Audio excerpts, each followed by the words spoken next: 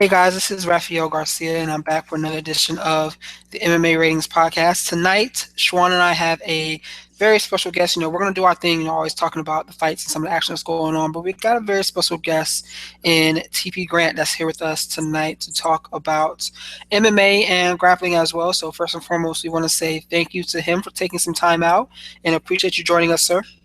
It's no problem. I'm happy to be here. I'm big fans of both of you guys on Twitter and your writing and all that stuff, so it's fun to be here. Hey, thank you very much. We greatly appreciate it because we need that outside perspective. Me and Raphael bounce off each other pretty well, but it's always good to get a little bit of an outside perspective, maybe to just clear some of the stuff that maybe we miss, or maybe just counter some points we're making. We're all about getting better and learning. So anything we can do to help that, and you would be a great deal in helping us educate the fans and ourselves more about the finer points of the grappling and then mixed martial arts. So yeah, let's go ahead and jump right on into that, man. I wanted to first and foremost start off with looking back at UFC Fight Night, or excuse me, UFC on Fox 24, because not only did we get some great fights, I think this card overall was a lot better than what we expected, just because it was a good showcase from top to bottom, especially the main card. But we saw some fights with some excellent grappling there. Of course, we were going to start with Demetrius Johnson getting his 10th.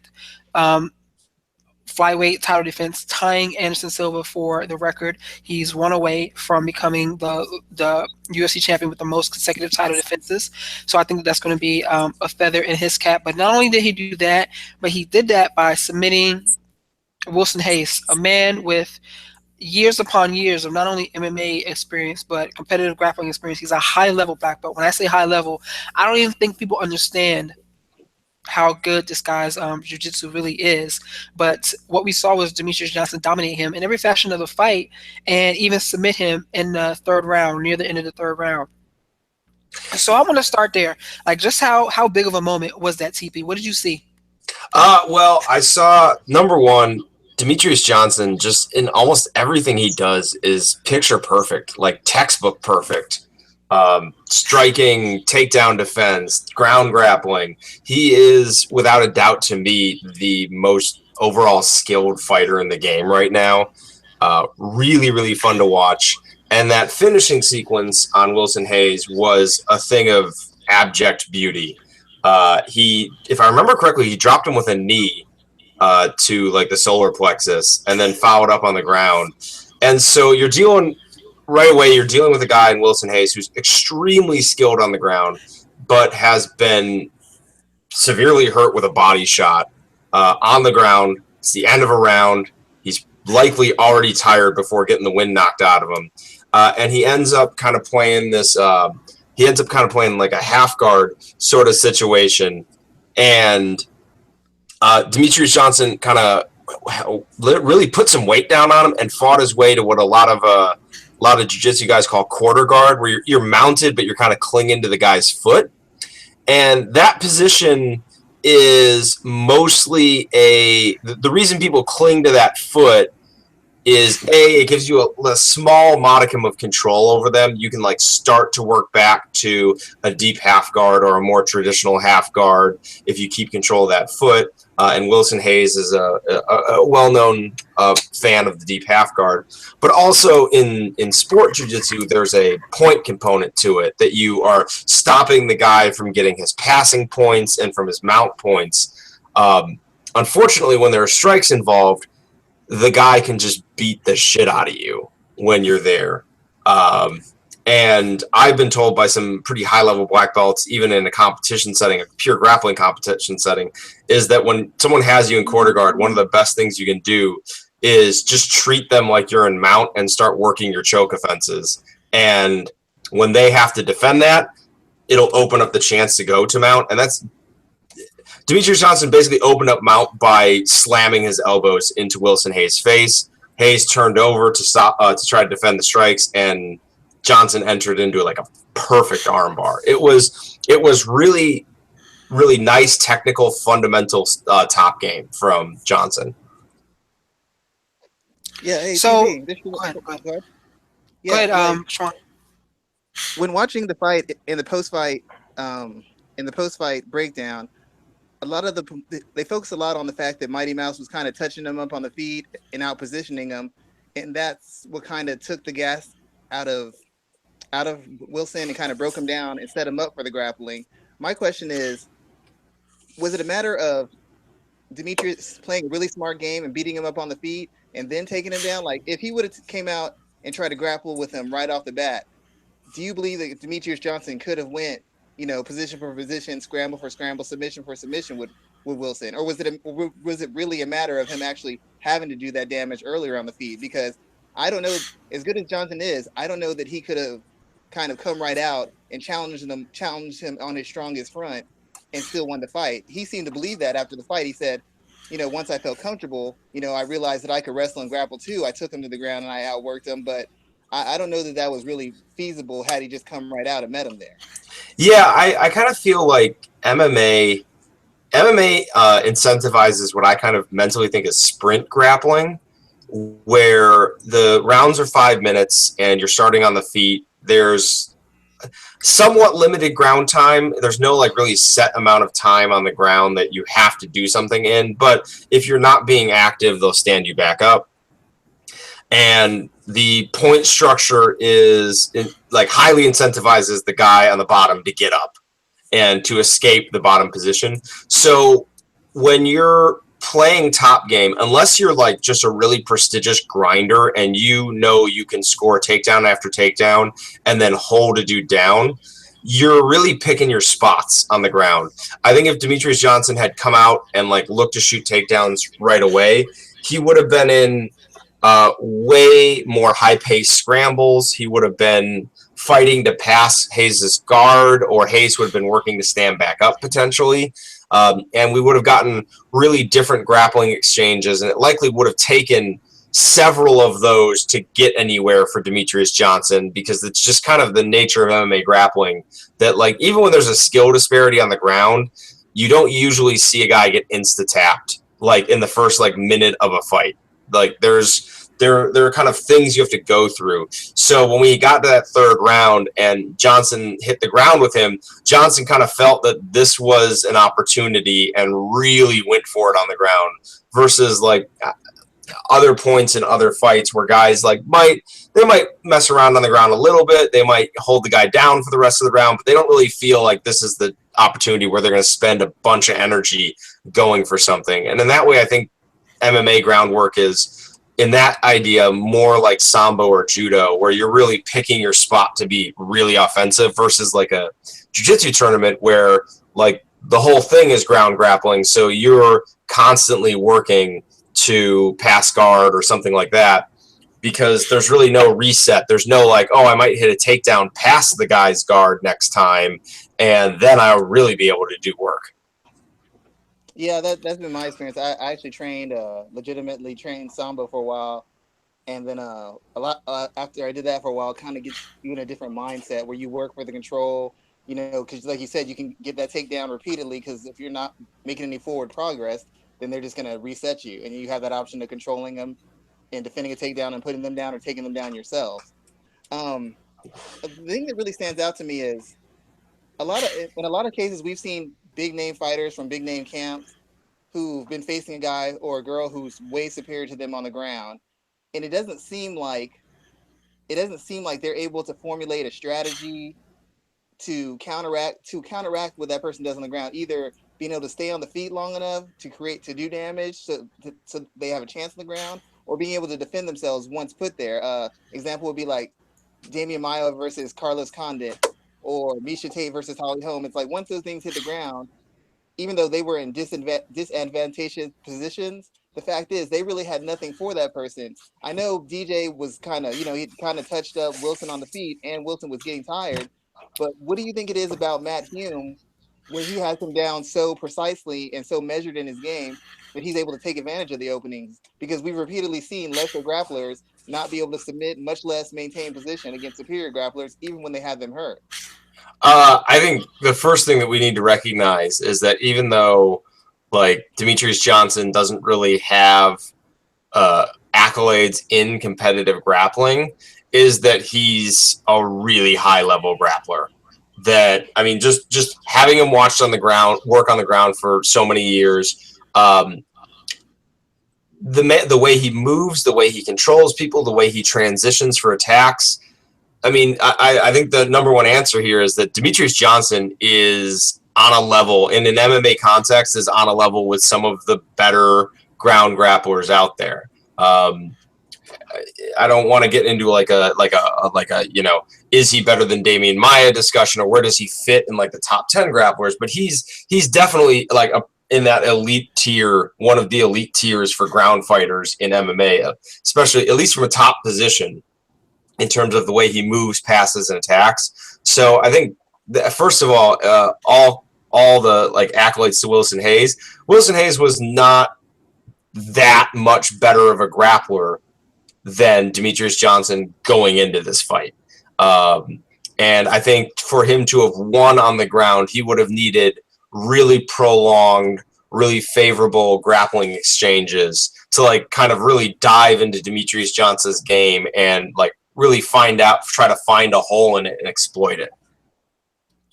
Yeah, before the fight, a lot of times after the Elliott-Johnson fight, I think a lot of people felt that maybe Demetrious had some holes in his game that could be exploited, especially by a more refined and traditional grappler. My logic was part of what gave Tim that success against Demetrious was the fact that he was unorthodox, that he could keep him at a high pace, that he was constantly scrambling and fighting for position and fighting for escapes.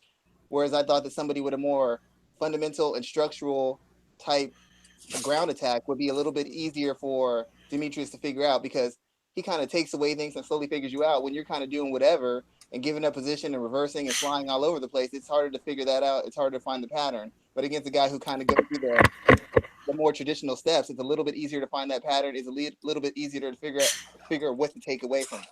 Yeah, and I mean, like, and we can talk about Tim Elliott because he had an awesome fight on the same card. Yeah. But I think the way Tim Elliott's game matches up with people is he kind of creates those sort of grappling matches on the mat, and it's both good for him and it's bad for him at times, and that's kind of where I'll leave it, because I think the Smolka fight was a really solid example of the strengths and the downsides of Elliott's grappling style.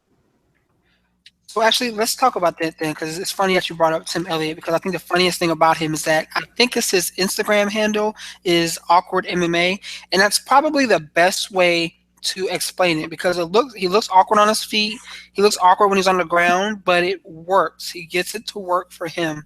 And so talk about that a little bit when you talk about how he performed against Smolka earlier in the night. I think that's the trouble that Elliott gives people, especially when you mix in his range at this weight class. He's a big flyweight fighter. So talk about that and how well he uses that to capitalize when he gets into his positions. Well, so Elliott's a really interesting guy because wrestling-wise, he's got fantastic takedowns. Really good at getting in and finishing. I mean, like, he got Demetrious Johnson to the ground a few times. And Louis Smolka, like, basically doesn't care if you take him down. So, like, in that fight, he looked like the world's greatest wrestler because Smolka was not defending takedowns really at all. But once he's on the mat, Tim Elliott, like, really seems, and I this is just from watching him, I haven't grappled with him, but it really seems like he doesn't play a high pressure game in the sense of he's, like, you know, talking about like elite level jiu-jitsu guys when, like, I'm trying to remember who said it, but someone like grappled with Roger Gracie and got mounted by him and said that, like, the only thing that moved when Roger mounted me was my eyes. Like, Tim Elliott doesn't seem like that kind of guy. Elliott plays a way more wide open game. He leaves there's a lot of like, I don't know if they're intentional holes in his top game, but he is like 100% a transitional grappler. He wants his opponent moving on the ground so he can try to find the openings and, like, not always dive for submissions, but like try to attack submissions through the movement. And that's a little bit different of a game to play against. You kind of got to learn what a guy likes to do in those moments. So you'll get scary moments with guys like that where they'll slap on a Darce choke and you'll have to fight your way out of it. But then you can kind of file away, like, the transition he used to catch it so that you're ready for it next time. And in his fight with Luis Smoka, Smoka was 100% down to play a transition grappling sort of match. And so we had like this absolutely 3 rounds of insanity on the mat. Hey, look, TP, I have a question it's more of a comment, but and I'm not comparing myself to Tim Elliott, but the impression like when it comes to grappling, I've never really done the fundamental, like I went through this step and learned. It's kind of been like I learned some stuff and I roll a lot. I spend a lot of time on the mat just rolling when I get a chance to grapple. So it's just a lot of comfort and familiarity with doing it with a lot of styles and a lot of different types of people. Mm-hmm. And when I see Tim Elliott fight, even when I see him fight on the feet, because even when I train stand up, it's been a similar thing. I've learned stuff, but a lot of what I've learned and how it works is based on just sparring with a lot of people. When I see him fight, I get the impression he's a guy who spends a lot of time rolling, spends a lot of time sparring, whether it's hard, light, or medium, and he's just developed a certain amount of comfort and familiarity with bad positions.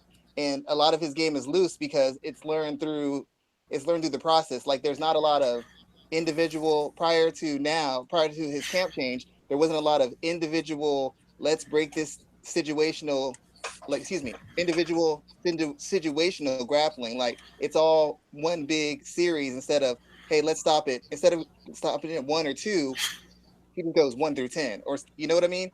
There's not like consistent work on particular positions or particular stances or particular places in the cage. Yeah, he's very much happy to. He pretty much exists purely in the scramble, and then I think actually that's. I was getting ready to say that like he kind of when he's in the cage, he kind of fights like he's rolling almost. Like there's a certain level of bravery that goes into that where you're just like, I'm just going for it. And a lot of people lose that in competition. You get to competition, you get to your favorite position, and you just lock it down, and you look for like your 1 or 2 things. And a lot of guys will build a game as they compete more. And Elliott seems really wide open. He's cool going for whatever. And that might be a function of him just being in the gym, like rolling all the time, but like not having really a refined game outside of being okay, like just creating scrambles and going for stuff. He clearly seems to favor the Darce, but like he doesn't really have those meticulous setups that you see from higher level guys. Yeah, I kind of classify him as one of those guys, even on the feet, because he's got a kind of a funkier style on the feet. I classify him as one of those guys who the more looks you get at him, the easier he is to counteract or attack or defend. It's just his rhythm, his pacing, the setups or lack thereof, whether it's on the feet or on the ground. It's really hard to put your finger on because he's coming from a position that most people aren't coming from, and he knows he has enough experience where you're just not gonna catch him in like just the basic fundamental stuff until you get maybe past a certain point or you get to a certain point in a fight with him. Yeah, there are. And I wouldn't qualify Elliott's game completely this way, but there are guys that you grapple with that predicate a lot of their game on things that I would kind of call gimmicks. And I don't mean that in like a really derogatory way because I have some gimmicks in my game. I feel like everyone should, but they're like submissions that only work the first or second time someone sees them. And then once you've shown them it's really easy for them to prevent. And they file it away, and maybe down the road you surprise them with it again like 3-4 months later. But like you're not catching it again later that roll, and you're not catching it again next week because they're on the lookout for it. So like I would say it's kind of fair that Elliott has some things that are like there are things like I very much categorize like submissions from the bottom of side control can absolutely work, but you're not going to make a consistent game around that. Not saying Elliott does that, but Elliott's ground game does seem to be kind of like it's like a just by the seat of his pants, and as a result, he's not getting consistent finishes on the mat. When you look at his transitions, the guy can grapple. So it'll be interesting to see that as he gets more attentive, like more focused coaching, if his ground game becomes a little more funneled into his strengths. Yeah. You said some interesting things there. I'm kind of going to use that to segue into another fight from Saturday because you mentioned some, again in air quotes, some gimmicks to some individuals' games that people prepare for when they see. That is a fantastic way I want to describe that head and arm throw that Michelle Waterson used against Rose on Saturday. Yes, it worked fantastic against Paige Van Zant. The minute I saw her go for it against Rose, you knew that was going to put her in a bad spot. Because look at, like, seconds after that, Rose had her hooks in, working for a finish. So you can tell that she was not only was she probably drilling for that position, but she's such a fine-tuned grappler that it almost comes natural. Yeah, and I'd actually categorize Rose for a while was like very much Tim Elliott like in that she just went for stuff, and she has since like I think I think in talking about her striking game, I think one of my friends Connor Rebush, like I think categorized her. I've known him for years. Yeah, he categorized her as like all the like the fancy stuff and none of the fundamentals, and then she slowly started adding fundamentals, and I think her ground game could be kind of categorized in the same way, where like she was like crazy rolling Kimura control attacks and stuff like that and flying arm bars, but now like we're seeing really solid fundamental like back take rear naked choke finishes from her. Yeah, the Michelle Waters, the head and arm throw in no-gi is a dicey thing. Even when you're doing it in gi, like if you're not doing judo or sambo where something ends pretty quickly after you get a big throw, you better have a wicked kesa.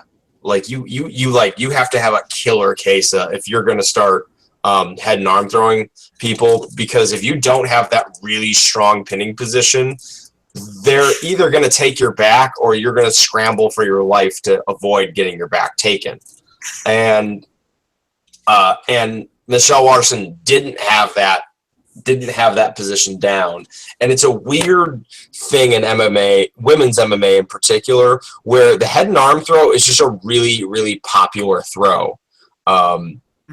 And I don't really know why it is. And it can work, but you need to really build your game around making it work. And as soon as she hit the mat both times after hitting that throw, you could tell that Michelle Watterson likes the throw, but doesn't really have a plan for after the throw. You know, with the head and arm throw, I've always thought a lot of the reason it works well in women's MMA, and because a lot of the women fighters I've seen have some tenure in wrestling or grappling. They don't have a lot of tenure in their striking. Like their striking isn't really super refined to me, or even like maybe strategically refined. So a lot of them go into those chain of punches or huge rushes of offense, which kind of walks them right into the head and arm throw. Like Rose comes in usually behind a jab. She breaks her footwork up between quarter steps, half steps, and full steps. But most girls don't do that. They don't really have a jab. They don't really feint their way in. They kind of might make one feint and then come barreling in with a series of combinations where they try to rush you into a clinch instead of using their footwork to cut an angle to get past your strikes to get into the clinch. So essentially, a lot of girls just serve themselves right up for it. What I've seen. Yeah, I think that's fair, but it's just one of those things that if you're gonna, it is. I don't see it used heavily in jiu-jitsu, mostly because jiu-jitsu guys like talking about like Keisa Katami and like the head and arm pin. Most jiu-jitsu guys avoid that position because they don't put the time in to get good at it and view it as just a great way to give up your back. And if you don't put into time into it, that's essentially what it is. If you get good at it, you can, Josh Barnett style crush the life out of people. But if you're not good at it, you're more likely to end up like Michelle Watterson did. It's an interesting little quirk that the position comes up a lot. They go for the throw a lot. They're decent at finishing the throw, but then it's what happens after the throw. You get your back taken. Another point I harped on last week was that it was 2 points. One, Michelle Watterson isn't really a legitimate strawweight. She's kind of small for the weight class, for one.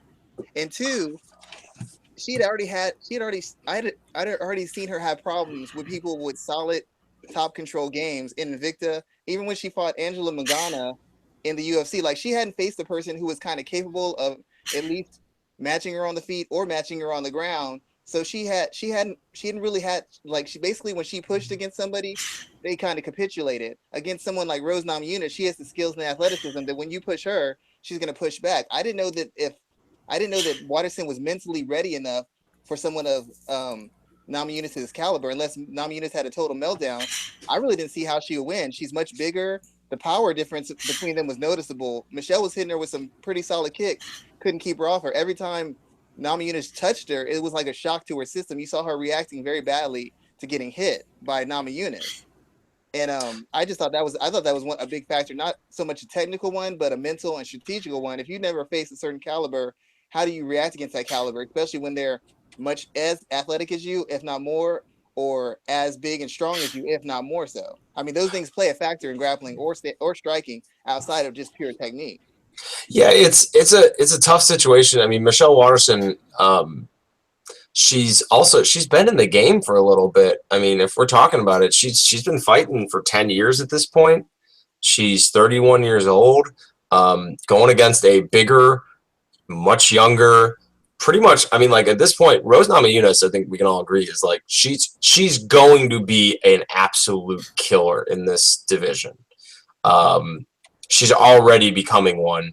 The only people she's really struggled with have been more experienced, much more polished fighters who, if not super experienced in MMA, have a deep experience in another combat sport, whereas MMA is basically Rose Namajunas' first combat sport. She's still in the process of kind of learning it. In 2 or 3 years, I don't know who Rose Namajunas is going to be a handful for pretty much anyone except Joanna. I actually when I first thought when she fought Carolina, I thought she would beat Carolina. First of all, I really think she has a really good shot at beating either Joanna or she's slipping my mind right now. The other girl who's fighting her for the title another couple weeks. I really think she has her transition game and the discipline she has in setting things up now is the difference. Because before she didn't have any poise, like you said, it was all big. It was like a football team that only throws it 60 yards down the field. No running game, no team passes. It's easy to defend. Now that she has a setup, she can either go highlight reel on you, or she can slowly work her way into a game and then figure you out, making subtle adjustments or subtle attacks. And that variation is what separates her, because most people can either do one or the other. They're either technical or they're unorthodox. She actually is on that tightrope right between it, and she can go either way. And that, to me, makes her very dangerous against anybody. I don't know any other fighter in her division who actually goes on that line and can go both sides. They're either unorthodox, fundamental. There's never like a blend of both of them, and that's what I think separates her. Yeah, no, I think she's clearly a pretty special talent for that division. And for Michelle Waterson, she's a really, really good fighter, a former champion, and when Invicta was pretty much the biggest thing going for that weight class. But that's Rose Namajunas, I think at any point is a really tough matchup for her. So let's look at another tough matchup that happened on Saturday, where we had Robert Whitaker stopping Ronaldo Jacare Sosa on the main card of the event. And I'm gonna give Schwan his credit; he definitely called that finish. He's one of the few people. I mean, I think he's probably the only one. I read one other person's preview that called a knockout, but other than that, Schwan went on record last week and said that this fight was going to end via stoppage, and it did. A lot of people expected Jacare to be able to go in there, cause pressure, get the takedowns, and get the finish. But we didn't see anything like that. We didn't see anything close. Even when he did get a decent position on the mat, he was unable to hold it. So let's talk a little bit about that. What did you see in that middleweight fight? Just a second to talk about that for just a second, guys. Oh, go for it. Go for it. Yeah. Actually, part of my decision, I have to thank our former guest, MMA coach, head coach Tim Bosch, Marcus Davis, because before Tim fought Jacare, Tim told us, he goes, if you look closely, he goes, I can't tell you the game plan, but I figured out, and I talked to him about this. I talked to him yesterday about this. Jacare's lost a step athletically. In my opinion, he's no longer as mobile or explosive as he used to be, and that used to make up for his somewhat inconsistent footwork on the feet as far as his strikes and setting up his entries and the takedowns.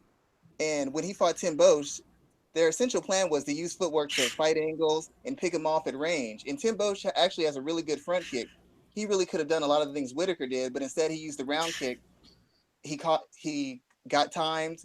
Jacare got his leg and took him down. The thing that made me go for Whitaker is Whitaker's all-round striking game is a little bit more fleshed out. He's faster on the feet, and pretty much the same game plan Tim had, Whitaker could enact. He wasn't as strong as Tim, not as good a wrestler, but he's a much more layered striker, and he's a much more dynamic athlete.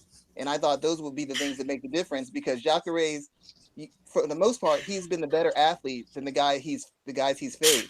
And now he didn't have that huge margin for error. He could explode from anywhere and take those guys down because they were a step slower. They weren't as strong. They didn't have as good a balance. Against Whitaker, everything had to be like textbook perfect because Whitaker had the athleticism to either completely avoid him or to hit pivots and push off. And then he had the layered striking enough where he could set up, he could work everything off the jab, he could throw that left hook, he could throw that high kick.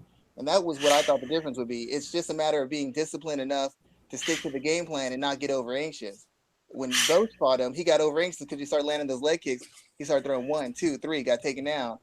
The thing with Whitaker is he kept switching it up. He'd feint with the shoulder, go with the jab. He'd feint with the shoulder, go with the left hook. He'd throw that front kick. I mentioned that front kick. That front kick was eating Jacare up. And Jacare could never get into the positions he wanted to get those clean takedowns, to get Whitaker flat on his back where he could go to work.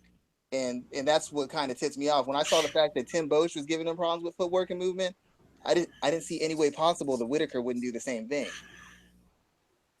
Yeah, I think you hit on the major things that happened in that fight, and again, Connor being a friend of mine and Pat Wyman, the two guys over at Heavy Hands, both were very much on board with you, and I couldn't find a reason to disagree with them at any point, and I just very quietly hoped they were wrong, and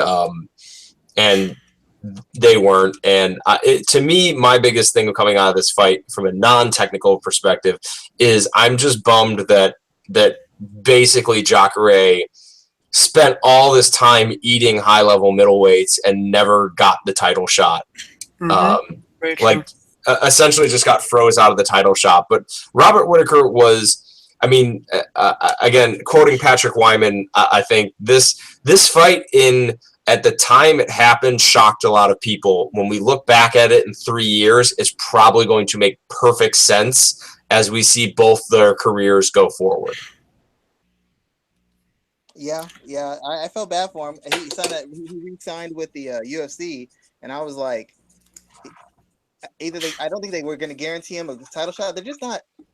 With certain fighters, they don't have a lot of support for them, and I didn't know why he re-signed with them because even if he beat Whitaker, I didn't think he was going to get a title shot, and I didn't think he was going to beat Whitaker in the first place. So now, essentially, he's on the outside looking in, and he's going to have to win another 4, 5, 6 fights in a row before they even consider him for a title shot, in my opinion. So it's like it is kind of a letdown to see a guy who had been professional and so basically get pushed to the back of the line. I mean, Whitaker did a great job, but it just, to me, was a matchup that didn't favor him, and I really didn't think he should have taken the fight. But I guess he didn't really have much of a choice if he wanted to even be considered for a title fight moving forward. Yeah, I think for Jacare too, like he re-signed, he's got another 8 fights. We're talking about a guy who's like, he's pushing 40. He started his career in 2003. Like, I wouldn't be shocked if after this, at this point, it moves past the title picture for him and just becomes like getting a little more income, like building yourself a bit of a legacy and then kind of riding off into the sunset. Yeah. And you said something interesting there because you said that they froze Jacare out of the middleweight title picture. And Michael Bisping isn't stupid. He's trying to do the same thing to Yoel Romero because now he's going on record saying that he thinks Robert Whitaker deserves the title shot before Yoel. He wants 0 piece of Yoel, and I don't blame him. I understand what he's facing going in there. I think he kind of felt the same way with Jacare as well. And unfortunately, we're seeing somebody who, as you said, went on a hell of a run, finishing anybody that they put in front of him, and he Father Time caught up with him. I think that's really the case of what we're seeing here. I think he's 37 years old, and Father Time really kind of caught up with him, and we may have witnessed the first step in his downfall.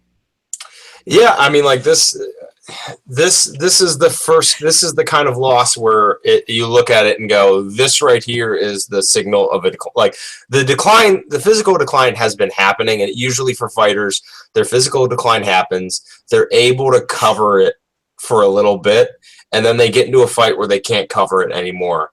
And now Jacare could go forward and, depending on matchup, win another 3 fights in a row. But I think it's going to become more and more stark to people that we're not seeing the same guy we're used to seeing.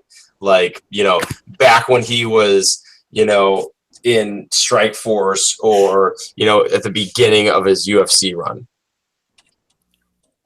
Yeah, I probably have to agree. I mean, like I said, he lost a step athletically, and I know a lot of martial arts fans like to pretend that it's all skills and experience and strategy. But just like, I don't know if you watch regular sports, like traditional sports, basketball, football, whatever. Even I always make this comparison. No matter how good a coach you have, no matter how much you can scheme everybody to a certain extent, but when you have a huge gap in athleticism, your ability to win a fight or win a game or whatever lessens because you need that athleticism. And Jacare, like 2-3 years ago, he might have been able to just wrench Whitaker down, force him on the ground, and just outclass him. But at this stage, he doesn't have that horsepower anymore.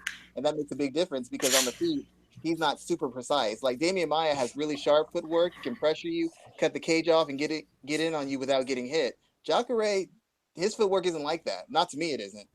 And that's a big difference. He couldn't get past the striking range. He couldn't maneuver or navigate his way past the feints and the strikes and the counters to get into the position he needed to get Whitaker down and get him down in the spots he needed to get him down in to finish. Yeah, the thing about Jacare is that he always made up with raw speed and explosion for the fact that on the feet, he's, as you point out, number one, his footwork isn't very sharp. He doesn't really cut angles very well. And he also is rather just kind of plodding and flat-footed. Like, for as quick as he can be, he's not actually, like, he doesn't move very gracefully when he's actually on the feet. He kind of plods around until he feels like he's in a good position, and then he explodes. Yeah, and this is something I've always wanted to ask you about, because I know I've mentioned this before. A lot of people, when they see a grappler, a lot of times you see grapplers kind of abandon their grappling for the striking. And the weirdest thing about it to me is they always focus on the kicking and the punching, which is very important. But very few guys actually focus on the footwork and the setup, the little shoulder feints, how to take an angle, how to exit on an angle. Like, all those things help layer your entries and your exits so that it's harder for them to counter you with a strike. If you know how to feint with your feet, you can get them to throw the strike that's going to give you the takedown. If you know how to come out in an angle, then you can get that position on the fence where you can get that trip. But a lot of guys they start turning into like K1 kickboxers and just want to throw hands and feet, but they never want to do the meticulous work of with the spacing and the stance and the positioning that's going to keep you safe and allow you those safe entries that are going to get you those takedowns. It's like they're unaware of it, or they just don't get it. I mean, like, I think number one, those things are really difficult and take a lot of cage time, a lot of experience with striking to really build into a game. And I feel like number two, like, it depends on how they're being coached, individual athlete wise. Like, how is their coach approaching them? Are they taking like kickboxing classes at their gym? Because a lot of MMA gyms are still class-based, as opposed to being like you spending time with an individual coach, where if you're in just like a Muay Thai class, you're not necessarily going to get a lot of instruction on those things individually. And then also, like, I feel like if you're learning how to strike, the first thing you're going to learn how to do is throw the strikes, and then again, I feel like it depends on the gym if you're going to start learning those, like, the little savvy tricks, because I don't know if it's this way for striking, but in other things I've done, there are like there's fantastic details on like tiny things you can do. But sometimes they aren't necessarily always taught. They're more like assumed that you'll learn them as you progress through, and as you spar and continue to learn about it, you will develop your own like tricks in that department. And it's really the high level coaches that are able to show you the really little things. Yeah, I'd probably agree with that. It's weird to me because, like, the times I have gone through traditional training, even with more so with striking, a big emphasis was placed on how your stance is, or even if you're using the incorrect stance or you're flat-footed or however you want to put it. Every stance has benefits. Every stance has the weaknesses. It's understanding the weaknesses and the strengths of that stance that allow you to maximize it. You don't have to be. You don't have to have. I always talk to Patrick Wyman about this. There's guys who have perfect technique, but they don't have any sort of strategic IQ, and you have guys who have strategic IQ, but they don't have perfect technique. I'd rather have strategic IQ. If you can kind of figure out the strengths and weaknesses of what you're doing, then you can be much more effective than somebody who just has perfect technique, but has no concept of when and where and how to use it. So Mm-hmm. it's like I feel like maybe someone dropped the ball with Jacare. I get on MMA coaches a lot because I work with fighters on the side. Like I do consulting work and scouting work, and sometimes I'm just mystified at some of the like things that people just don't address at all, and they're being paid to prepare somebody for a professional fight. I mean, you can't get it all down, but even if you know the right idea or you understand what you're doing, it's much more effective than just being textbook perfect. Like if you understand the context under which you should be attacking, defending, or countering. And I don't know that anybody's ever done that for Jacare. Maybe because he's such a good athlete, they never had to. So I mean, there is that like sometimes the naturally talented athletes are the hardest to work with. Though for Jacare, the rate at which he picked up jiu-jitsu speaks to a level of coachability that that it would be surprising if it didn't cross over to other things. fair enough. Just Definitely. we don't get to talk about this very often. And sorry to interrupt you, Raphael. Go ahead. Raphael, he is a huge competitive grappling fan. And I can watch competitive, like if I'm in a gym and I'm like taking a break from rolling, I can watch it. I can watch it all day long. I don't know that I would pay money. No offense to anybody. I admire grappling. I know how hard it is. I have friends who grapple competitively. Raphael, respect him greatly. He grapples, you grapple. I don't know that somebody could actually get me to pay money to actually go and attend a grappling thing if I didn't know somebody in it. Like, I don't know where the disconnect is. I don't know. Maybe it's just my personal bias, but it just seems like we have some of our biggest stars are top level grapplers in MMA, but it doesn't seem to translate or benefit the grappling competitions. Like it doesn't seem to translate over. You could have a lot of guys going there, but you still don't get even half the numbers of like a popular MMA card. Like, what do you think? What do you think the reason for that is? Um, I think the reason for that is that grappling is just more of a niche interest than MMA, and you don't really get casual grappling fans. You don't get like the numbers of people who watch MMA who don't train in a component art of MMA are fairly high. Anyone who's gone to a bar anyone who trains and has gone to a bar to watch a UFC pay-per-view and hears the stuff that people shout at the screen, understand that there's a pretty high density of people who don't know a damn thing about fighting who watch MMA. And that's not true at all for grappling. Grappling competitions are almost exclusively watched by grapplers, either because they know someone in the competition or the competition is at a high enough level that they want to see what's happening in them. And even then, the numbers of grapplers who tune in are not super high. A lot of guys will just want to watch like the highlights and see how a big name did, and then like maybe see the finish to see the final transition that happened, but aren't going to sit through like, oh god, like ADCC trials. West Coast was this weekend, and you have 64 people in a bracket for each weight class, so that's all day. Essentially, you started at noon Central Time, and you're going until 8-9 at night. Like, yep. So people aren't. I mean, like I know I'm not like the push to make grappling a mainstream sport. It's not going to happen. it's not going to happen. People aren't going to watch it. It's just going to be something for the grappling community. So I feel like there's a hard ceiling on the interest in it. Metamoris kind of cracked it for like a short period of time because what they were doing was really different at the time. The first event, they got a ton of big names, and they happened to get a bunch of great matches. And then the weaknesses of the Metamoris rule set in as they continued to go forward with it, and they lost pretty much all the MMA fans who were watching grappling for the first time pretty much started tuning out of Metamoris pretty quickly. Is there any possibility? Go right ahead, Raphael. I've been talking.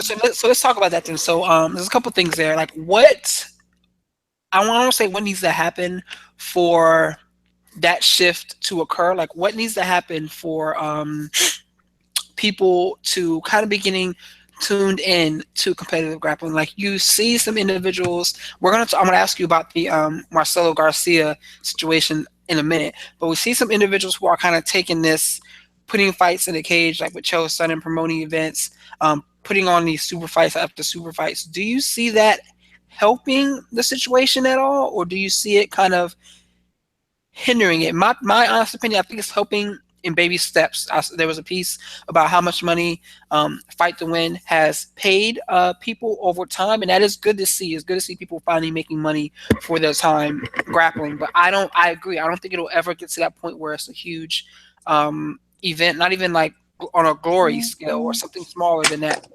But what steps do you think need to happen for any type of improvement in that direction? I mean, so I think Fight to Win Pro is going about things the right way because they're building a grassroots program. And if people like listening to this aren't aware, Fight to Win Pro is essentially using regional MMA promotion tactics to create a traveling professional jiu-jitsu competition that basically packs up and goes to a new city every weekend, and they travel around the country. They bring on a ton of regional guys, either purple belts and up, and they'll match them up, and then they give them a block of tickets to sell. And that's how the lower end guys usually make their pay on these. Is they, to my understanding, they get a little bit of money for the match, and then most of what they do is they sell the tickets, and that's most of their pay. And then they get to have a fairly high profile match. And these are guys who are like, there are some people who do this who are like up and coming professional grapplers. But there are absolutely dudes on this who do it who are like more weekend warrior types and are in the gym training all the time, but have a full-time job and just like to compete and get on there. And then they usually headline it with like a big match. For instance, in like the 29th of this month, Fight to Win Pro is coming to Chicago, and Caio Terra is going to be headlining the card. That's the kind of like Caio Terra is going against Jeff Curran, if I'm recalling correctly, and that's going to be the main event, and then the rest of it is all stacked up with local grapplers with so all their gyms are going to be coming out to support them and that sort of thing. I think that's 100% the right way to do it.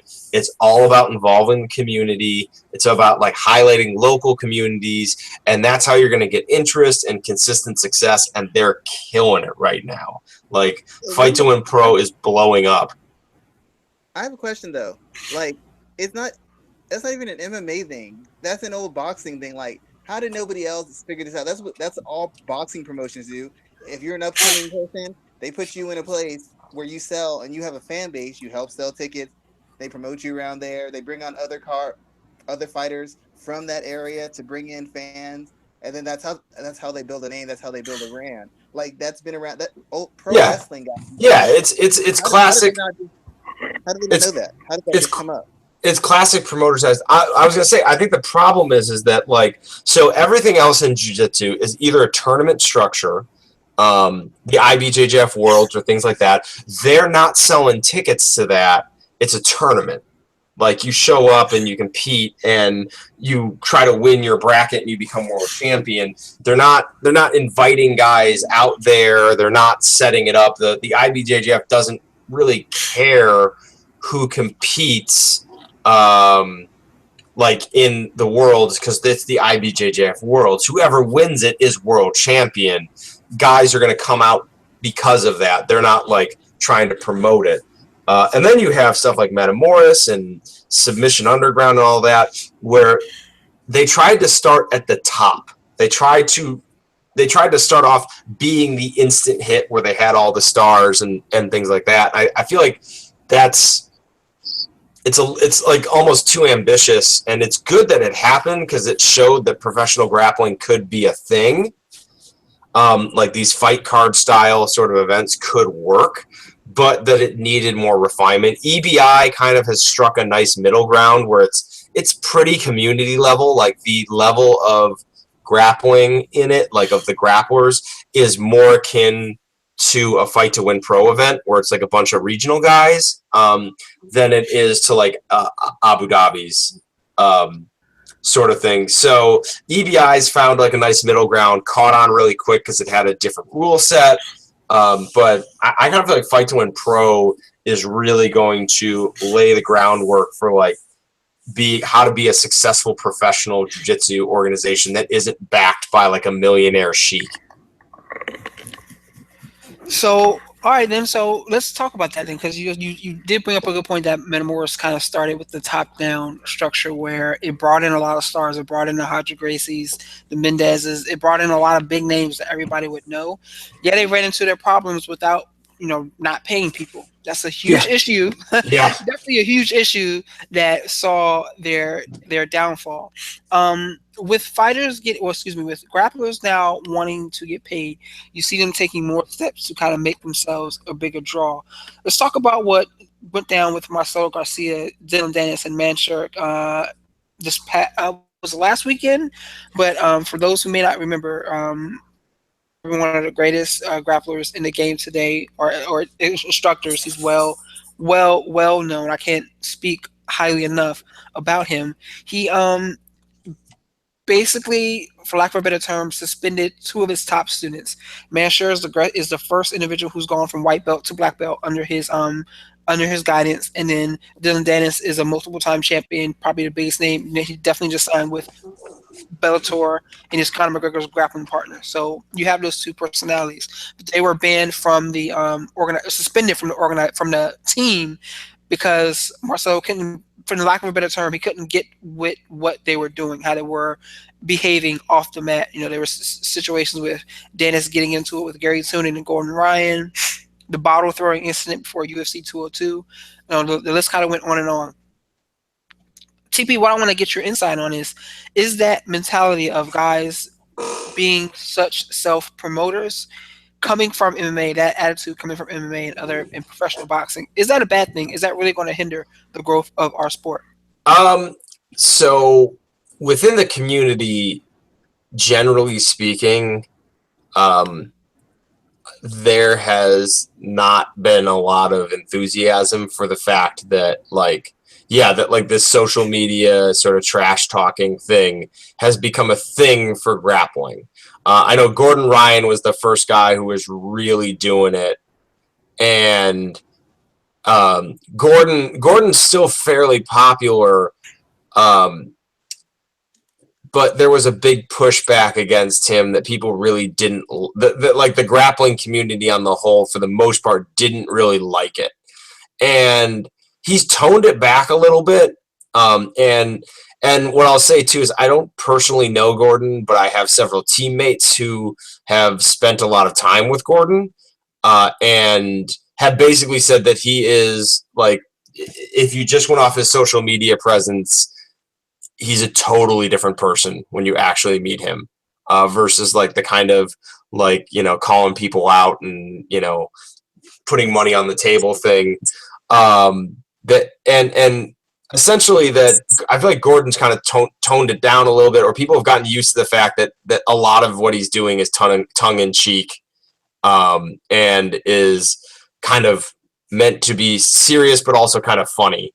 Dylan Dennis was much more straight-faced about everything he was saying, and I know within the grappling community, pretty much everyone I know who it wasn't a Marcelo Garcia guy, was just fucking done with him a while ago in terms of like how he was presenting himself. So I think it would depend on if this sort of thing gets if it continues to create successful grappling careers, it'll keep going. But thus far, Gordon Ryan is really the only guy who's made the whole trash talking thing in jiu-jitsu really work, and he hasn't even gone that deep on it. So it'll be interesting to see, but I don't know, like I stopped paying attention to MMA news around the time that like when like the Chael Sonnen was really the first guy who did it, and that was like kind of early in my MMA fandom. Not like super early, but like I was aware of the sport and following it pretty consistently at that point. But then once we like progressed into it, I still watch pretty much every UFC event and every regional events when I can. But I'm pretty much done following the Twitter crap. I don't have the patience for it. I just want to see what people do in the cage. So I'm not inclined to like that sort of thing.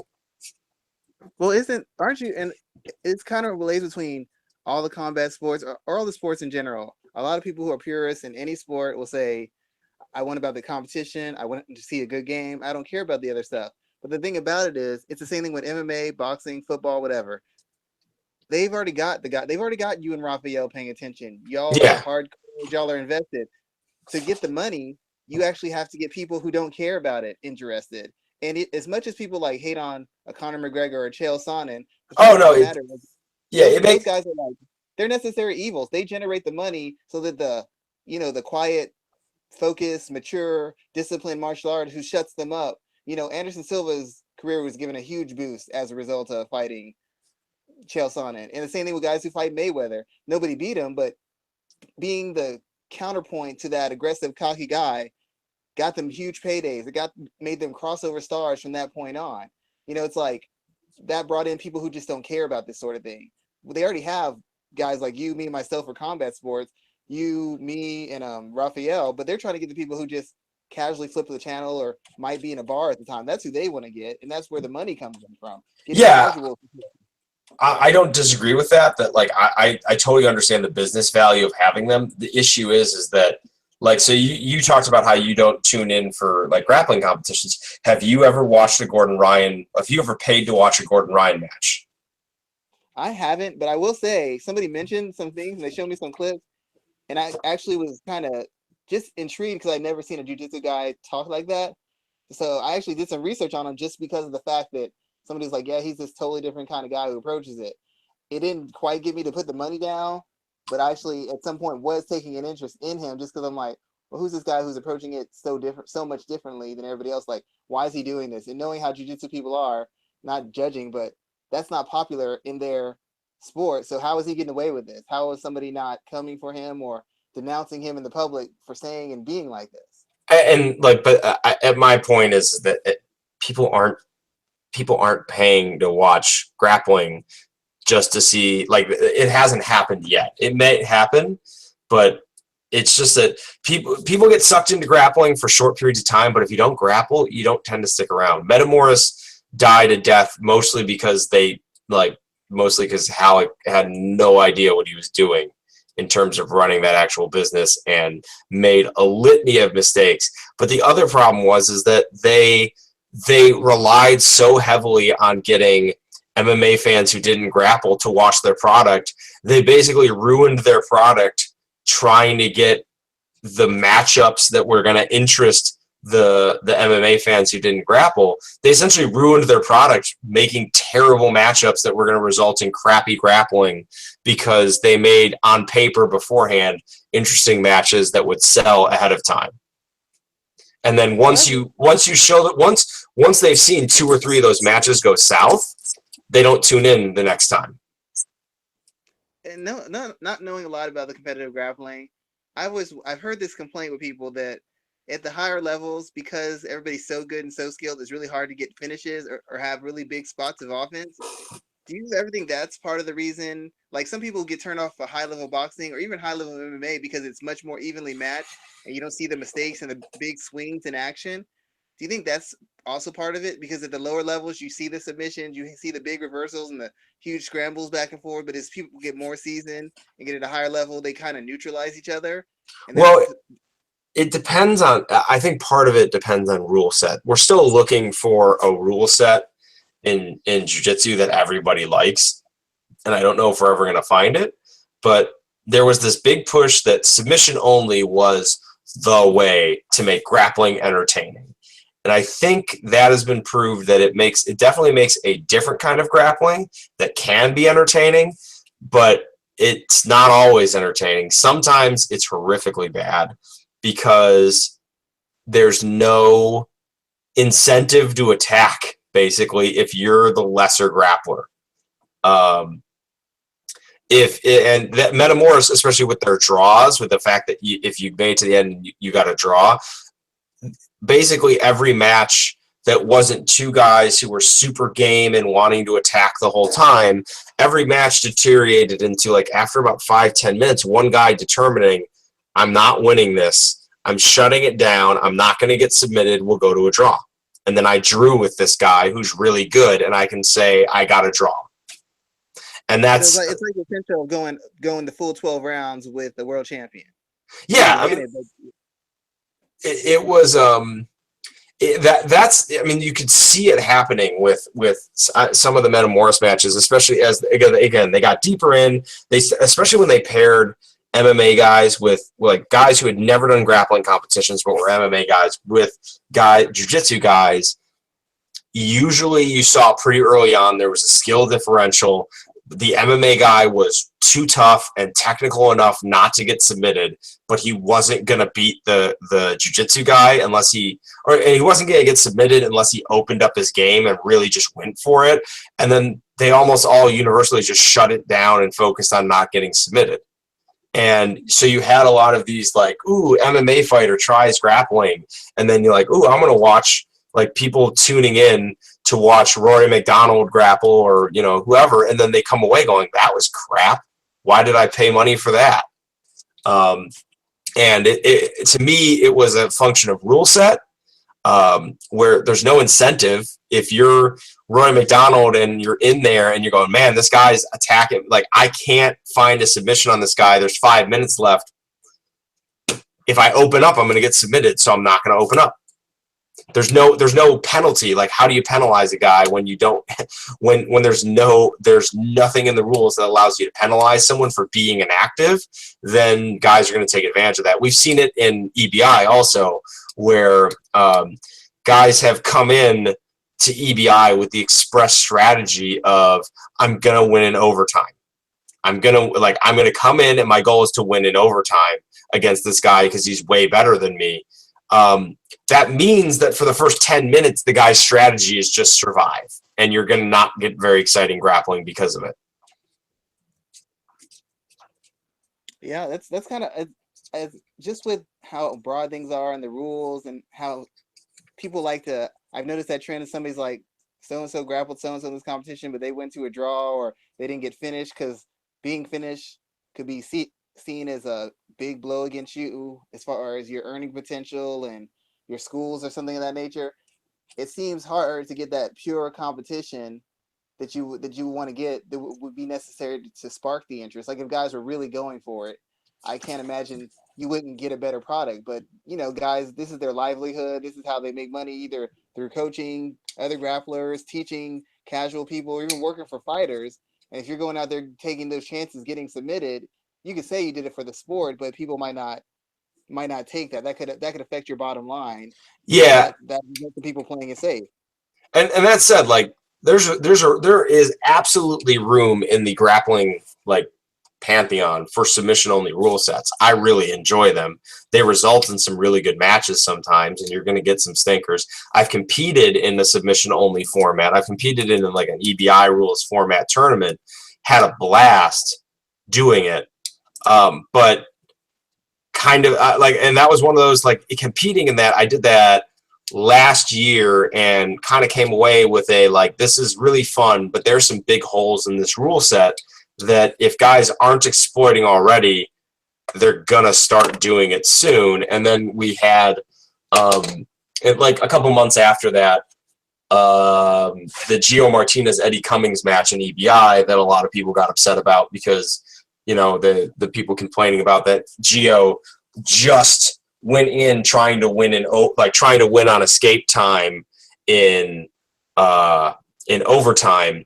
And it was kind of one of those things like, yeah, but if you competed in it, you know that the overtime rules kind of suck, like for that rule set. That like the overtime rules, yeah, they kind of push you to do better, but like they also reward guys who are getting their asses kicked in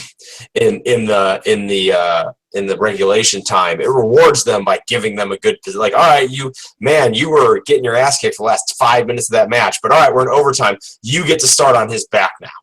A position that you got nowhere close to in the actual match. We're just giving it to you now.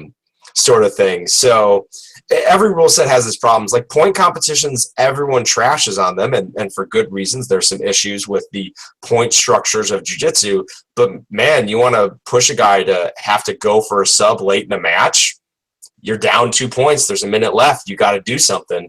That incentivizes action in a way that submission only doesn't. Well, every sport, whether it's because you see the argument, even in basketball, guys will just foul a guy to slow the game down and give him a chance to work back in the game. In MMA, guys will sit a lead and then dance around or take you down and control you because they know they're on top. Every combat sport has rules where you can game the system. So it's like, I mean, I don't know that there's any way that you can come up with a complete rule set, because no matter what rule set you have, there will be some way to play anytime you have rules, there's a way to game the system. So there's no way to really force a certain kind of fight. You can't do that in boxing. You can't do it in MMA. I don't see why anybody would think you could do it in grappling either. I don't see how you could. The minute you put a rule set in, somebody's going to figure out how to play to that, and that's going to get them wins 80, 75% of the times, and the other people are going to catch on, and they're going to play by those rules. You might have the Mavericks, just like you have in boxing or MMA, the guys who come to fight or make it exciting. Once it starts hitting their bottom line or they start losing sponsorships or whatever it is, they're going to start playing by the rules too. I mean, I don't know how you combat that, to be quite honest. Well, I don't know, I think part of it is that Riley Bodycomb talks about this quite a bit in some recent interviews he's done.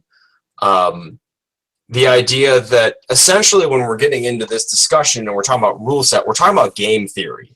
And part of the issue is that like if you're gonna start trying to adjust rules, then you need to like there needs to be a deeper understanding than of what a rule change will do to the meta game of a sport, and that there needs to be a better understanding of what a rule change does to a sport, and then a willingness to adjust the rules if there's something going on that you want changed. And that's part of one of the things I actually kind of like about Olympic judo is that every Olympic cycle, they adjust the rules. They tweak the rules a little bit. Now, in recent years, the rule changes have been for the worse, in my opinion. But this Olympic cycle, the rule set that they've released to kind of test out I'm not sure what the testing period is, but includes allowing certain grips much longer than they previously had, basically opening up the grip fighting a lot more than they have in recent cycles, making certain games more viable, like belt grip games and things like that. So just that there's this assigned time period for them to play with the rules a little bit and see how it changes the game. Like the last time we had a major rule change in the IBJJF rule set was maybe where they adjusted advantages or sweep points for the teeter-totter position in 50-50 because they wanted to stop the teeter-totter. And that was several years ago. I don't even remember how long ago that was. I might be totally wrong, but that's the most major rule adjustment I can remember happening of note in since I've been in jiu-jitsu. In the IBJJF rule set, they keep it very static. So you have these problems that kind of fester and become worse and worse, and then become ingrained into academies, like the knee reaping thing, where it went from just being illegal to like, if you bring your foot across the midline of my stomach, my knee will explode. This is all interesting stuff to me. Like I said, I don't know enough about grappling individually. I just know within almost any combat sport, any sport at all, once you have a structure of rules, and I guess if you regularly switch the rules and make adjustments, it makes it harder for people to kind of game the system. But even then, somebody I would think would be smart enough to make adjustments on the fly, or like, these are the rules. Okay, well, we're gonna start playing to this. It makes it a little bit harder because you don't have as much time, or you don't have years and years to constantly adjust and readjust like you do when the rules just stay the same. But I just think it'd be really hard to ever really eliminate any of that. And that, like I said before, those kind of matches that put people at risk, those would be the kinds that drag in more fans. It might spark more of an interest and get the money up there. But once again, everybody's thinking from that individual perspective. How's this going to affect my club, my coach, my gym, my career, my seminars? That's the impression I get when I talk to people in jiu-jitsu. I mean, like, yeah, when you're dealing with again, that's part of the issue too, is starting with the top-down approach, is that when you're dealing with Andre Galvao, like, he's already won everything worth winning. If you're starting a new promotion, it's not going to mean more to him than his ADCC championships or his IBJJF world titles. So then the question becomes, what added value does it bring to my brand, to my gym, and things like that? And then the win and loss like become really important if it's a really big stage and it's one match and it's submission only. So if you lose, it's Andre Galvao getting tapped out, which we haven't seen in a little while. So like that's part of the other problem that you get, where, like, you start doing the fight to win pro, and you build your prestige slowly, and you build it as a place to, go really express what you can do and have some fun, and and you have a whole fight. Even if you have one match, the top of the card match doesn't go the way you want to, you have a whole lower card of the match filled with pure action matches and stuff like that.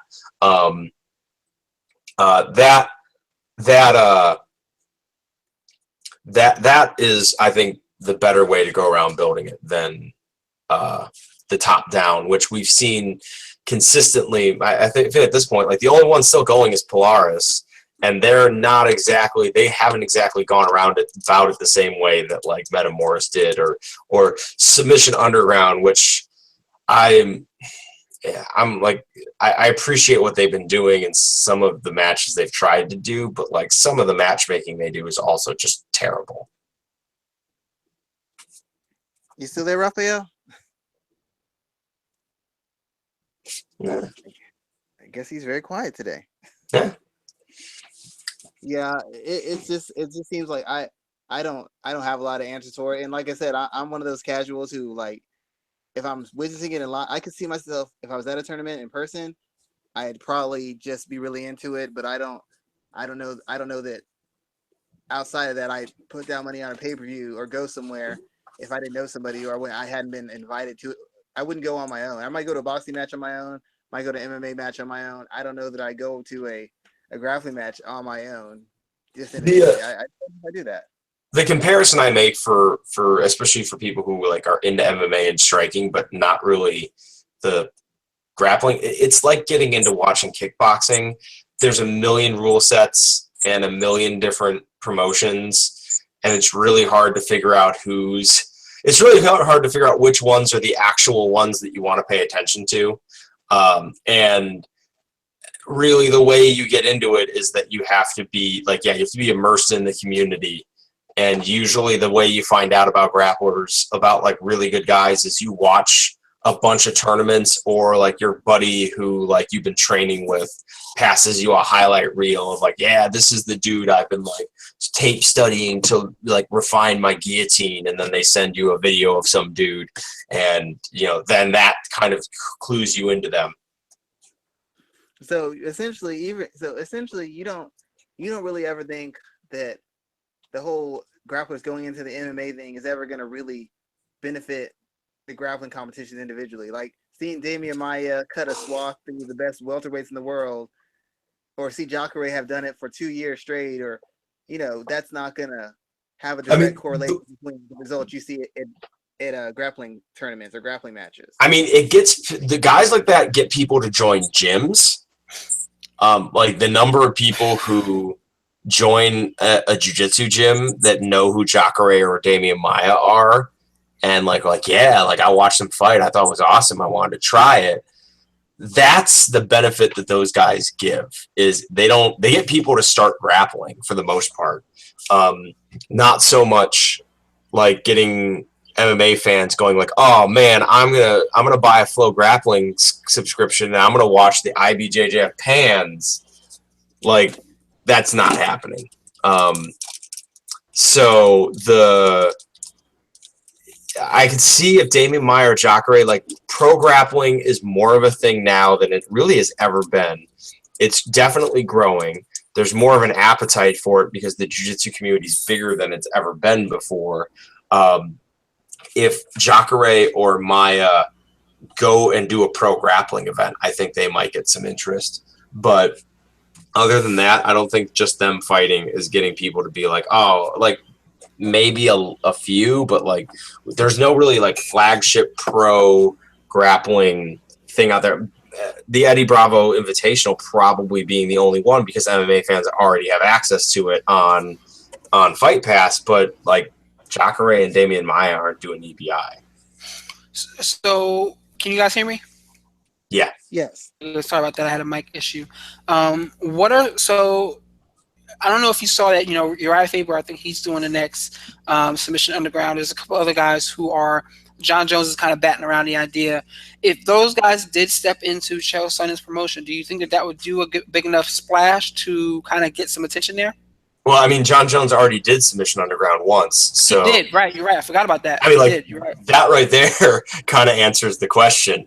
Like, it was like, so I did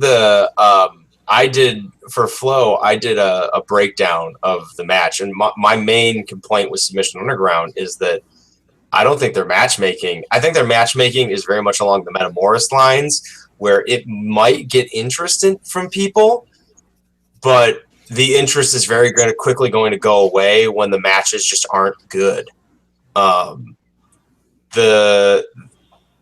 Bringing it, John Jones in submission grappling is fairly interesting. But when they brought in like Dan Henderson, that was I wrote the preview for that, and it was just basically trying to say that Dan Henderson has zero chance of winning this match without just writing Dan Henderson has zero chance of writing this match and making that my whole breakdown, because like there was nothing, like it was an interesting match on paper. And then like the Jessica I Misha Tate fight was kind of the same deal, where you're coming in and you're going like, one person has never really done a submission grappling tournament before. I mean, like Dan Henderson did one in the 90s and got heel hooked by Frank Shamrock in like 5 seconds, and then has not shown a single thing since then to make me think that he's really invested time in his submission grappling game, and then goes in against John Jones and looks exactly the way you think he would look. So I think Submission Underground has some potential to draw some eyeballs, but I don't know if they make the kind of matches that are going to get people to stick around. They have been making an effort recently to put more. I think what made Metamoris 1 so compelling was the fact that they matched really, really good guys against each other in a format where they felt really able to just kind of go for it. And that was what made Metamoris 1 so successful. And then after that, it was trying to make and they made some high profile matches, but it was like trying to make the big splash matches that look great on paper was what really kind of brought them down in the end, in terms of like, aside from all the other problems they had, where like people would tune in to watch Metamoris 2, 3, 4 before they were having these big issues, and would just come away going like, well, that was a waste of money. Yeah, it seems like there's just a lot of confusing layers to it, and there's no one real clear answer. I am glad we got somebody who competes and is regularly in that environment to give us the perspective that Raphael has some, but I don't often have a lot of perspective to give him. So I appreciate you giving us that kind of behind the scenes and more technical side of the business and the matchmaking that we missed out on when we discussed this topic.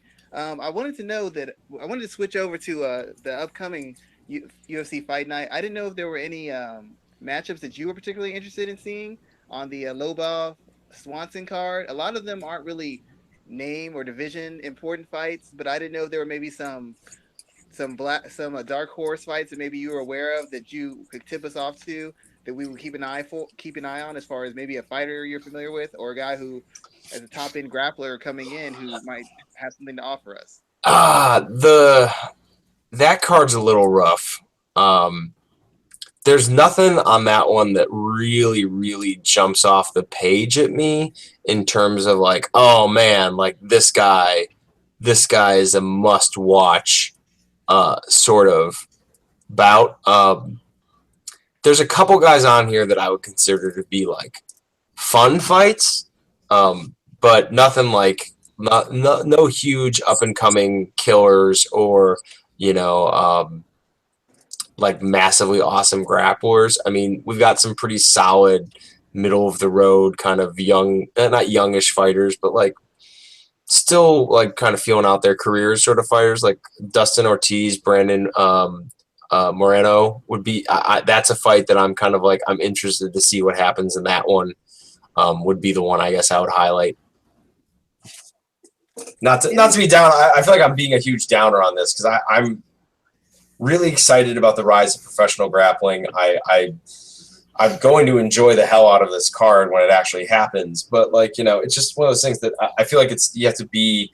I feel like for professional grappling, you got to be in the bubble to really be into it. And if you want to get in the bubble, go for it.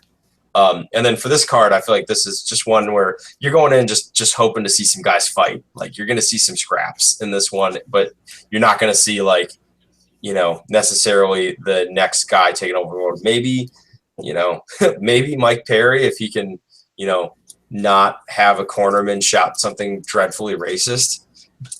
Yeah. That's a big if. Yeah, that's a big, I mean, like it's a serious if when coming from him and his camp. I actually have a couple questions because I touched on this earlier.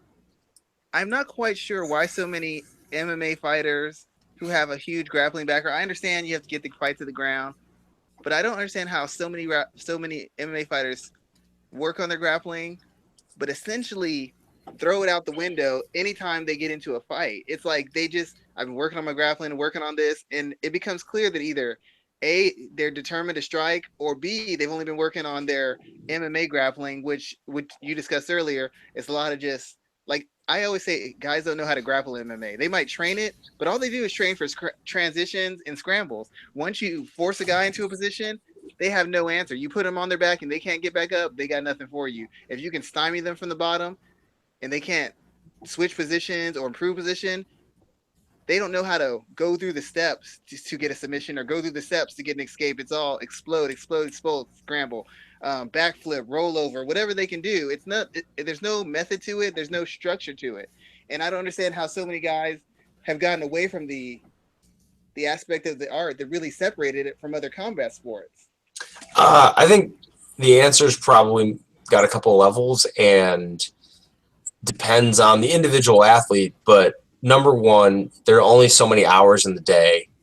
And so guys limit their training down to stuff they're most likely to use successfully. So a lot of bottom grappling gets thrown out the window because you don't have the time in an MMA match to set up successful bottom techniques against other skilled grapplers. Because that's the other thing is even the guys who don't really look like great grapplers in MMA, like we need to remember that they're levels above like your regular gym grapplers. Like if those people like you've been in the gym with a regional level MMA fighter and like done just a guy who puts a fair amount of time into his skill set, be it on the feet, on the ground, and is not really at that world beater level, but like, you know, has some regional MMA fights and wins, you know, some pro fights and is a pro fighter by trade. Those guys are fucking beasts in the gym. Like, you roll with them and you're just like, wow, that guy's a different level. So you're dealing with, number one, anytime you're in a UFC cage, you're dealing with someone who's a very good grappler for the most part. There are some guys who have huge, massive holes in their game and get away with stuff, but generally speaking, very good grapplers. And then you don't spend a lot of time for an MMA match working on your guard because it's not a valuable skill in MMA, because you're going to lose the round most likely because you're only going to have 2 minutes to set up stuff. And when you got guys at a pretty high level going against each other, it takes 5-6 minutes to set up a good sweep from the guard and to break someone down and to get everything going right. So I think that's issue number one. Issue number two is when you're working a grappling game in MMA, disengagement is a huge part of it, that guys can disengage from you and simply look to get back up. And now that's part of wrestling. That's a big part of American folk wrestling. But it's not really part of jiu-jitsu. It's not really part of judo or sambo. Guys aren't getting back up in those sports for the most part. And there are rules in place that stop you from disengaging. So it's something that a lot of grapplers who aren't coming from a American folk style wrestling background are used to, because you get penalized for disengaging, you get penalized for stalling and for passivity. And in MMA, it's good strategy to move around and not get taken down, and not really, like, you know, you can move around and stay on the outside and work a jab. But in sambo, if you take two backwards, if you break two grips while backing up without counter gripping, you're considered to be stalling. So I think there's that issue is also where, like, unless a guy's a wrestler and like came up competing in folk wrestling, not like, oh, this guy spent a bunch of time in the gym working on his takedowns sort of thing, but like spent time competing in the rule set of folk wrestling, the disengagement is a big problem.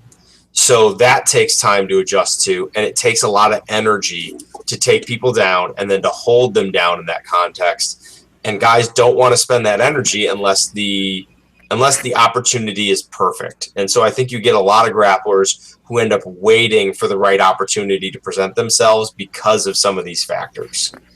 Well, and from my point, like when I'm dealing with fighters, I look at it as like a flaw in people's training, because like a lot of people say, you can't win a fight slipping, pivoting, blocking a bunch of shots. That won't win you the fight. You have to have offense on the feet, but that will contribute to you winning the fight because you're limiting their chances of doing damage to you while you're getting off your own offense. In a lot of cases, I see with certain fighters, I'll just use Holly Holm as an example. When she fought Miesha Tate, she lost, and I was telling people Miesha's gonna beat her because Holly has nothing for her on the ground. She literally has nothing. Everybody told me that she works with Jackson. That's not the case, and she clearly does not have anything on the ground for her. So when Miesha Tate takes her down, she ends up submitting her, and somebody goes, well, "What would you have told Holly to do different?" I'm like, if Holly has any sort of competency on the ground at all, take Miesha down, because Miesha likes to work from the guard, and if you last 30 seconds, take her down, ride it out for 30 seconds, and you keep your title. And somebody said, well, Miesha finished her on the ground, so that would have been dumb. And I'm like, if you can't defend a submission for 30 seconds from the top position with somebody who's going to play guard and not look for a transitional submission, then you didn't deserve to have the title anyway. Not as an insult towards her, but like that should be part of the aspect of your game. You should think that I might get taken down and have to work from guard, or I might have to take down a superior grappler, and I need to be able to control them for the end of the round, 15 seconds, 30 seconds, whatever it is. You only have so many times in the day. The fact of the matter is you get higher up, certain exits, certain transitions aren't going to be there. You're going to get stuck in a position at some point, so you should spend some time trying to figure out how to get out of it. That's like me saying, well, I'm not going to learn how to punches or slip punches because I'm a knockout puncher. I'll just knock everybody out. That's great until you either can't land him or you hit the guy and you can't knock him out. Now what? You don't know how to defend. And now Yeah. you're beaten up, and all you're doing is beating away. I think that we kind of had like a real low point in submissions and high level MMA for a little while. And I feel like we've kind of evened off again in terms of we're starting to see submissions happening. And I don't have the numbers for this in front of me.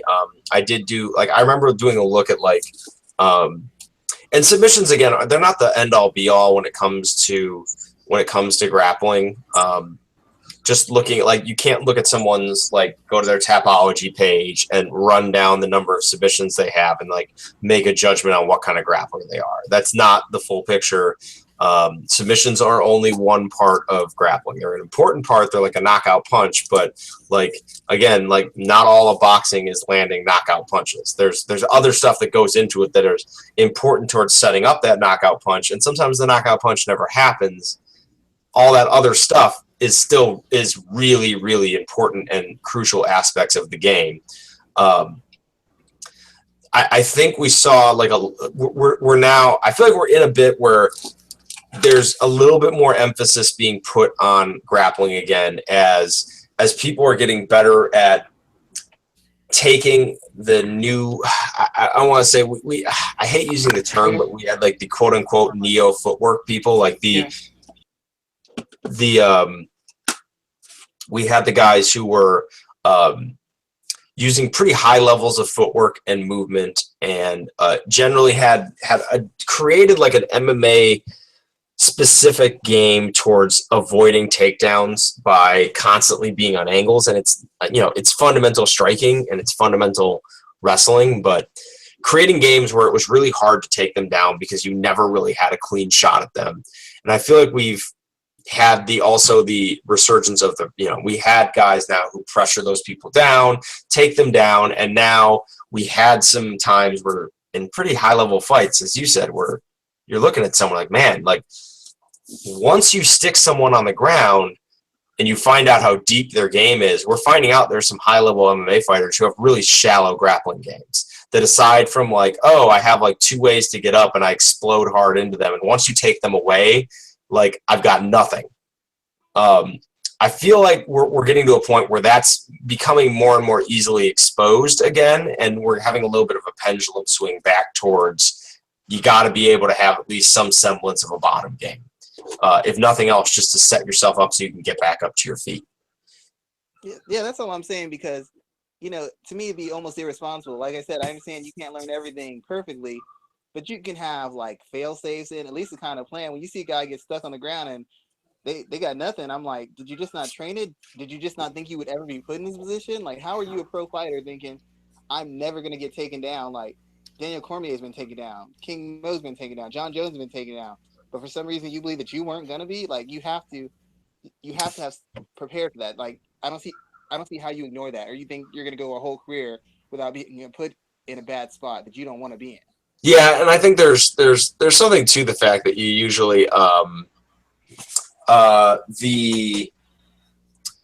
the level of energy spent on these things. The first time I did Sambo, I just gotten my purple belt, and I went to a Sambo school that was certified through the ASA, and there were a couple guys there who had been grappling for quite a while. One of them is a really good friend of mine and is really, really good, has cross-trained in a lot of stuff, and has won several American Sambo competitions, and has also won several jiu-jitsu competitions. Guy's a really good grappler. And then there were some guys who had only been training for a year or so there, and then a few guys that have been doing judo for a while. And I would just even with the stand-up, I would eat the guys who had only been training for a year, because at that point I've been training for 5 or 6 years. Mat time, I would go against some of the guys there was one guy there who was a judo brown belt who really didn't have much ground game. He had a couple pins and stuff like that. And the first time he really threw me, we had been doing a stand-up fight. It had gone for 2 minutes of grip fighting and positioning, and then he threw me with a really hard Hiragoshi. We both left the mat. He landed on top of me. I got the wind knocked out of me and was right into a pin. And I usually could take this guy pretty easily on the ground when we were doing ground drills. And all my ground experience didn't matter for anything after that throw and that pin. Where like I had no wind, I was pinned, I was tired, and that was it. I wasn't getting out. So I think there's also that too, where you're dealing with high-level athletes and stuff like that, where sometimes you get taken down into a position or a situation where, like, as you kind of said, it's not just about skill. The skill aspect kind of goes out the window because of other factors that came in. So with that in mind, I wanted to ask you another question, as we kind of begin to segue out.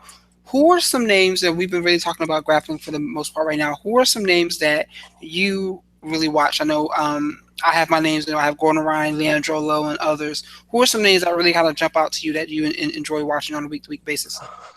So one of my favorite guys to study is Rafael Lovato. I really, really like his game. His passing game really interests me, and I have a lot of aspects of his passing game built into my own personal game. Kind of going along on that, Bernardo Faria, his passing game is now really starting to influence me, especially with my gym. My gym's pretty open with leg locks. We've been that way for several years at this point.